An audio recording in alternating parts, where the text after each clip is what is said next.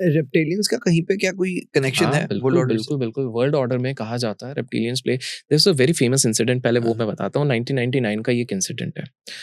तो 1999 में एक स्वीडिश इंटरव्यूअर होती है, हाँ। जर्नलिस्ट होती है जो हुँ, सबको होती है। हुँ, तो उसकी एक बहुत खास फ्रेंड बन गई होती है, very close friend.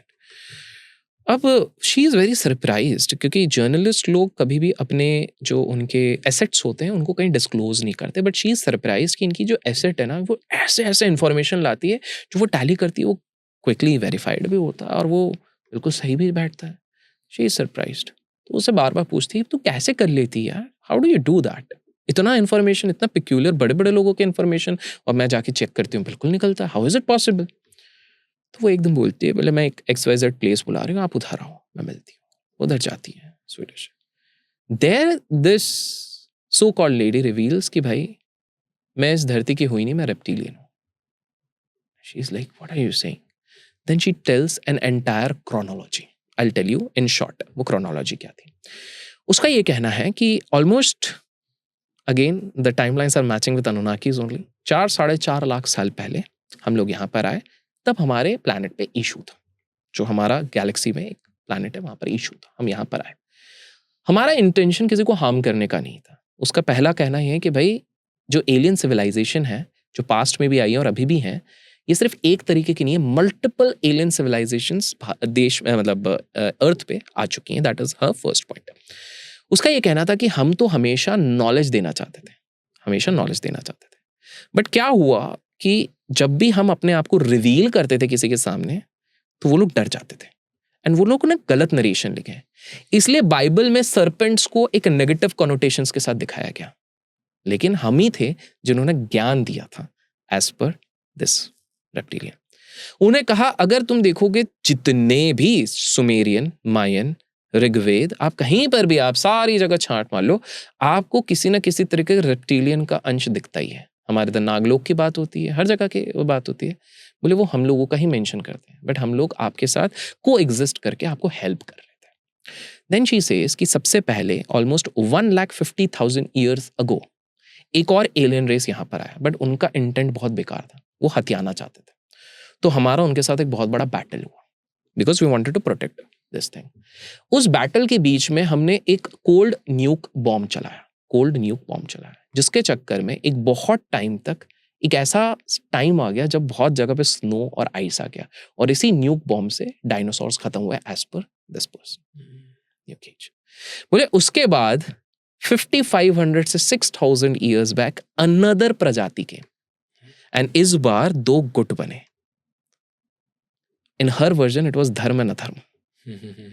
These people took the side of dharma. बोले we wanted to do this thing and we won that battle also. We gave knowledge, हमने knowledge दिया, हमने सारी चीजें दी, दूसरी वाली पार्टी हारी। Again this is very interesting कि ये टाइमलाइन भी हमारे अगेन ग्रंथों से मैच करता है, ठीक है। हमने ये किया, and then she comes up with this thing कि स्लोली स्लोली स्लोली उस एरा के बाद हमारे अंदर भी करप्शन आने लग गया हमारी स्पीशीज में।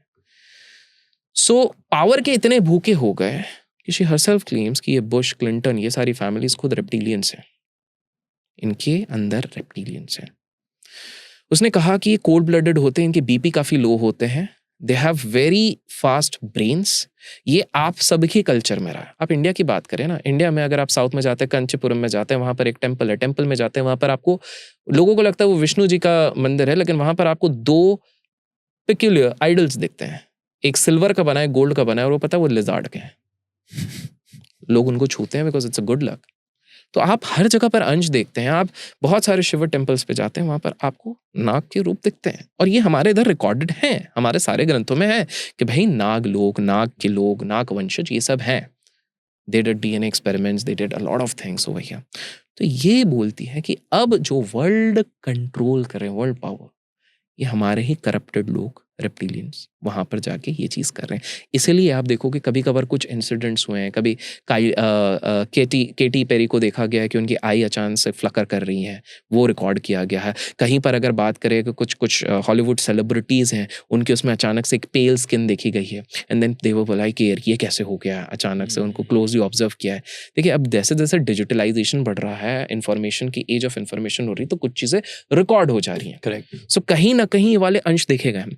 तो as per this lady and even if we look around all the aspects, हमको ये चीज दिखती है कि ये जो रेप्टिलियन रेस है ये काफी सालों से, काफी हजारों सालों से ऑलरेडी अर्थ पे है. Right.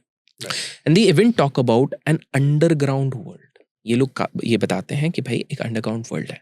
इनफैक्ट अगर आप महाराष्ट्र में कुछ केव्स में स्पेसिफिकली, जैसे मैंने बताया कैलाशा केव्स केस में देखें, तो वहाँ पर आपको दिखता है कि there are areas which are going in like underground tunnel.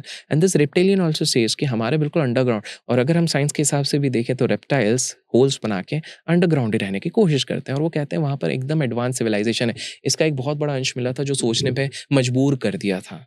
अभी हाल फिलहाल में अगर आपने देखा होगा, recent few months back Yamuna ji के कुछ अंश मिले थे. अब बोले कैसे, कहाँ पर मिले भाई? अभी मैं हाल फिलहाल पे घूमने गया था राजस्थान साइड पे, तो जोधपुर गया था, जैसलमेर गया था, तो ये जैसलमेर में मिला था. अब सोचो जैसलमेर जैसी सूखी जगह पर अचानक से आप जब डिग कर रहे हो, आप मात्र कुछ फीट नीचे जाते हो, डिग करते हो, अचानक से इतना ज्यादा पानी निकलता है कि ऑलमोस्ट 25 एकड़ का लैंड में फ्लडिंग होती है, 25 एकड़ के लैंड में.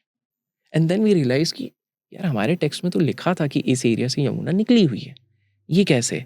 And then there are theories which talk about कि अभी भी there is this underworld civilisation जो ये सारा वाटर यूज करती थी, ये सारे रिसोर्सेज यूज करती थी, बट वो साइंटिफिकली इतने ज्यादा डेवलप्ड थे, इतने ज़्यादा डेवलप थे. मतलब आप खुद सोचो ना, इंडस वैली सिविलाइजेशन के जब एक्सकवेशन हो रही है, ऐसी ऐसी चीज़ें मिल रही कि भाई इतना प्लांट सिटी कैसे बन सकता है, ऐसे टूल्स इनके पास कैसे आ सकते हैं. इस तरह की कितनी सारी सिटीज़ ऑब्जर्व की गई हैं. एटलांटिस की अगर बात करी जाती है, वैसे ही जापान में भी एक एटलांटिस है, आपको पता है? जापान के एक एटलांटिस से क्या नाम बोलते हैं लोग, कमेंट्स में आप लोग बताइएगा. मैं नाम थोड़ा योनी करके कुछ तो भी करके हैं, people will guess in the comments. So Japan का एक एटलांटिस है. इंटरेस्टिंगली वहाँ पर बोला जाता है ये एकदम हाईटेक सिटी थी, उसमें स्फीयर्स बने थे, and this is 10,000 year old, technologically advanced है. एटलांटिस का बना, इनफैक्ट नाजीज का, हिटलर का ये मानना था, हिटलर अपनी एक्सपेडिशंस भेजता था ये ढूंढने के लिए, he was always interested in occult and all. वो इसलिए भेजता था, उसने लोगों को, अपने जनरल को भेजा था तिब्बत में. क्यों? क्योंकि उसने बोला था कि एटलांटिस जब डूब गई तो वहाँ के जो हाईली इंटेलिजेंट लोग थे, जो स्पिरिचुअली अवेकेंड थे, वो सब तिब्बत और ये चाइनीज और ये वाले एरियाज में जाके सेटल डाउन हो गए. तो जाके इनको ढूंढो ताकि इनसे हम नॉलेज निकाले और हमारे वॉर टैक्टिक्स में यूज करें. औरोबिंदो जी ने अपने एक डिस्कोर्स में ये कहा था कि हिटलर को एक जन गाइड करता था उसके सपने में आके, उसको लॉर्ड ऑफ वॉर्स कहते थे. वो लॉर्ड ऑफ वॉर उसको पता था कल के दिन इधर अटैक करना है, कल के दिन इसको अगवा करना है, कल के दिन इसको मारना है. नाउ सम पीपल से कि भाई there was a deeper connection out there. So क्या हो रहा है? There is a very thin line between people who are controlling, there is a thin line between क्या हो रहा है, there is a thin line between normal, paranormal, extra normal and extraterrestrial. वो एक थिन Interesting. लाइन है.